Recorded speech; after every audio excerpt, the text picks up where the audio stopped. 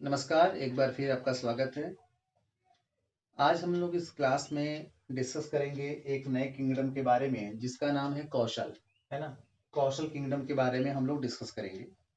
जैसा कि पिछले वीडियो में हम लोगों ने वत्स और अवंती के बारे में डिस्कस कर लिया है।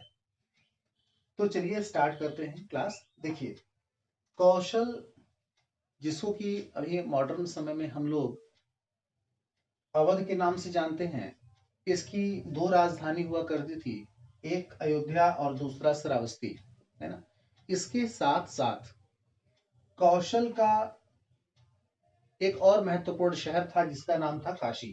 तो कहने का मतलब यह है कि कौशल के अंतर्गत तीन महत्वपूर्ण शहर आते थे, जिसमें पहले नंबर पे अयोध्या जो कि कौशल की राजधानी थी, दूसरे नंबर पे श्रावस्ती और तीसरे नंबर पे काशी, है ना? कौशल का राजा जो था वो थे प्रसेनजीत। कौशल के राजा कौन थे? तो कौशल के राजा थे प्रसेनजीत। प्रसेनजीत बुद्ध के समकालीन थे और ये बुद्धिज्म को फॉलो करने वाले थे। ठीक है। जैसा कि प्रसेनजीत एक हाईली एजुकेटेड शासक थे, इन्होंने अपनी शिक्षा तक्षशिला से प्राप्त की थी। ठीक। प्रसेनजीत ने अपनी ताकत को बढ़ाने के लिए बाकी अन्य राजाओं की तरह मैट्रिमोनियल अलायंस स्थापित किया। इन्होंने मैट्रिमोनियल अलायंस स्थापित किया मगध के शासक के साथ। अब मगध के शासक का नाम क्या था? बिंबिसार। मगध के शासक का नाम क्या था? बिंबिसार। तो अब प्रसेनजीत ने अपनी बहन की शादी बिंबिसार से किया, और जब प्रसेनजीत ने अपनी बहन की शादी बिंबिसार से किया तो उस समय उसने एक महत्वपूर्ण शहर काशी को बिंबिसार को दहेज के रूप में दे दिया। ठीक है। दहेज के रूप में बिंबिसार को क्या मिला? काशी शहर, जो कि काफी महत्वपूर्ण था उस समय। अब देखिए, बिंबिसार और प्रसेनजीत की बहन से एक पुत्र का जन्म होता है जिसका नाम है अजात शत्रु। यही वो अजात शत्रु है जो आगे चल करके बिंबिसार को जेल में कैद कर देता है, और जहां पर बिंबिसार की मृत्यु हो जाती है। ठीक है।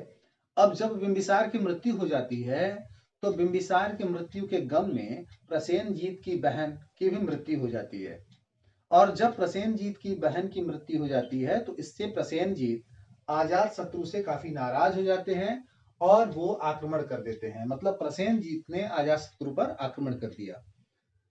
इसने मतलब प्रसेनजीत ने जब अजात शत्रु पर आक्रमण किया तो आक्रमण करके इन्होंने काशी, जो कि एक महत्वपूर्ण शहर था जो कि दहेज में दिया गया था बिंबिसार को, उसे आजाद करा लिया। ठीक है।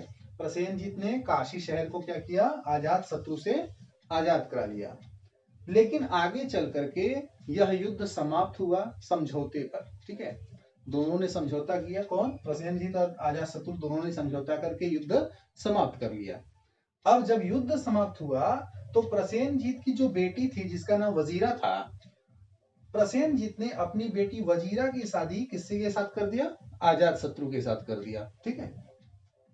और जब अजात शत्रु के साथ अपनी बेटी का शादी किया प्रसेनजीत ने, तो फिर ये काशी शहर जो कि बिंबिसार को दिया गया था, अब काशी शहर को फिर से दहेज के रूप में किसको दे दिया? अजात शत्रु को दे दिया। ठीक है। अब देखिए, जब प्रसेनजीत की मृत्यु हो जाती है तो प्रसेनजीत का जो बेटा है जिसका नाम क्या है? जिसका नाम क्या है? विदुम्ब। ठीक है। नाम क्या था? विदुम्ब नाम था। तो विदुम्ब नाम का जो बेटा था प्रसेनजीत का, वो शासन करता है। लेकिन अब चूंकि कौशल उतना ताकतवर नहीं रह गया, तो आगे चल करके कौशल राज्य को मगध में मिला लिया गया। ठीक है। और इस तरीके से कौशल राज्य का अस्तित्व क्या हुआ? समाप्त हुआ। और इसके बाद कौन पावर में आएगा? मगध पावर में आएगा। कौन आएगा? मगध पावर में आएगा। अब हम लोग अगले क्लास में मगध के बारे में बात करेंगे। ठीक है। तब तक के लिए धन्यवाद।